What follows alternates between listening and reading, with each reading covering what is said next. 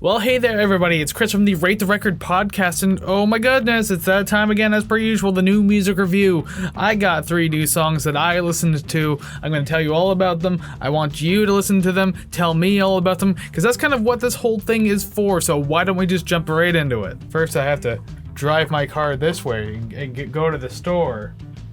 Alright, pull the gear back and... uh-oh. Funny joke. It's better if I just admit that I'm not funny. So first up on the list, we have Dethklok, the fictional melodic death metal band from the imagination of Mr. Brandon Small, who has created things such as Metalocalypse and Home Movies, but the former of those two, Metalocalypse, very popular show. I've absolutely loved it for years and years and years, and I've also loved the albums that have come out with this too. This fictional band has now released 3 albums. A 4th one is coming out, Death Album 4. There's a new movie for the show coming out that's supposed to wrap up the entire series. I'm very excited, and they just released a brand new single from this upcoming album called Aortic Desecration. Aortic Desecration. Speaking properly. Now, I couldn't find too much information on this song itself since it's brand new and not a whole lot has come out about it, but I have to ask this very first question. Is this Brendan Small still doing Nathan Explosion's vocals? Because, I mean, his growling and his vocals have gotten so much better album after album after album, like he's just genuinely getting better at improving his growling technique. And this one doesn't quite sound like him, but if it is, my god, he's climbed so damn high to get this down pat, because this is probably the best I've heard him do it. It's not like the best growling in the world, but considering like if he's been working at it, this is damn good. So if you know anything about Dethklok, then you know exactly what to expect in this style of song, because I mean, there's very solid production. The composition's right up the wheelhouse of Dethklok themselves. It's brutal, there's excellent riffs. There's some slightly epic moments, I guess. Nothing too grand as like compared to past singles or anything like that, but I still think there's like a decent amount to dig into on this one. Really though, with that said, this as a lead single isn't really all that exciting as compared to other Dethklok singles that have come out in the past, like Laser Cannon Death Sentence, Crush the Industry, The Galaxy. Like those ones were tremendously more exciting, but don't get me wrong, it's a good track if you want more Dethklok. I don't think this will necessarily disappoint you, but if you compare it to some of those older tracks and like the impact they had when they were first released, this one doesn't feel like it's it. Overall, it is heavy, it's loud, it's fun, like I can give it all of that.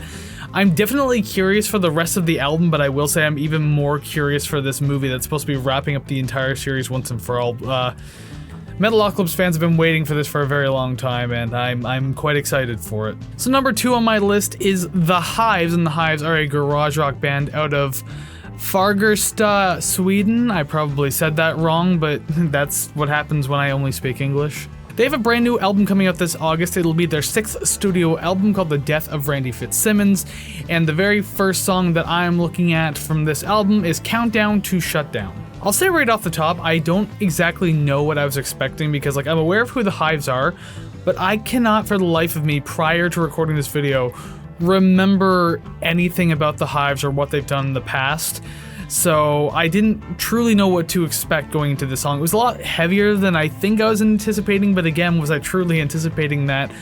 But regardless, I do like how heavy the song was right off the top. So there's this cool bass groove that goes through most of the verses. I think it sounds really great and it kind of drives the verses forward. Obviously it changes up in the choruses when the guitars kick in, but the bass is also mixed with these aggressive vocals too that work really well on this whole part, so immediately I'm hooked. I find this very interesting almost immediately. Speaking of the chorus, it is simple enough. It's fairly catchy. I'm loving the energy in the chorus, but not only that, the entire song, because I don't think the song ever loses momentum. Like it starts with a lot and just carries it all the way through the runtime. So overall, considering that I don't really know anything about the Hives, as I already previously mentioned, because they came out around a time when garage rock revival was a huge thing. You had the Hives, you had the Strokes, you had the Killers, the White Stripes, even though they came out a little earlier too, but regardless, it was like a very garage rock revival type scene, and that's why they kind of blended in and got lost in the mix. I don't really remember anything.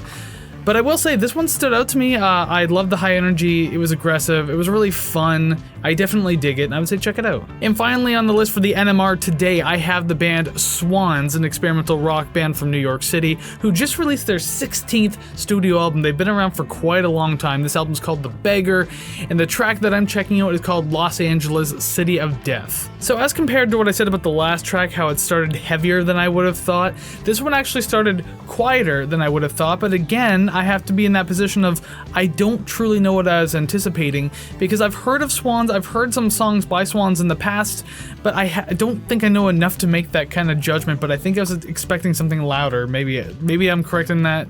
I don't know why. Maybe I'm wrong. Who knows? You do, probably, if you like Swans.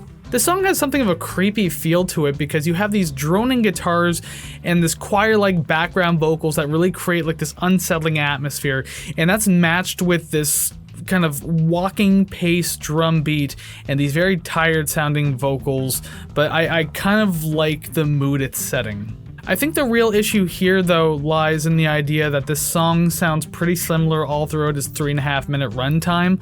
Like, it sounds good, but there's not much that'll like really keep your attention beyond the first minute or so.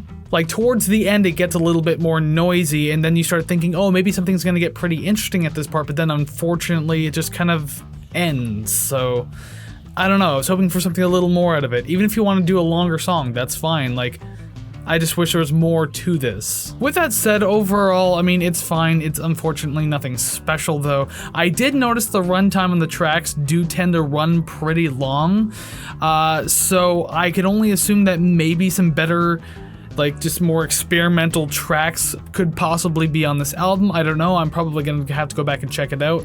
Realistically, I'm probably going to go back and check out Swans as a whole anyways, but I can only imagine this one was chosen because of its radio-friendly length. And there you go, that's my NMR for the week. So hey, thank you very much for joining me and listening to these songs if you indeed did. So if you did, make sure you go down to the comments below and tell me what you thought of these songs. I'm always very curious. I love having this discourse with you, so please go ahead and do that. Let's have a conversation, why not? Make sure you like the video, make sure that you're subscribed to the channel so you keep getting more content like this, and of course our podcast. And if you want to follow us on across video and audio platforms and social media platforms and all that, make sure you're going to ratetherecord.ca. A lot to check out over there, so hey, go do that. It's free, it won't take long, I promise. Did I say podcast? Yes, I did say podcast. The Rate the Record podcast, you know, the thing that this channel is actually called. We have an actual show called the Rate the Record podcast, and we're back. Season 5 has finally started. We were off for like 6 weeks, but this past Monday we came back with episode 79, and we took a look at Public Enemy and their album It Takes a Nation of Millions to Hold Us Back. It just turned 35 years old on June 28th, so, you know, we wanted to celebrate that anniversary.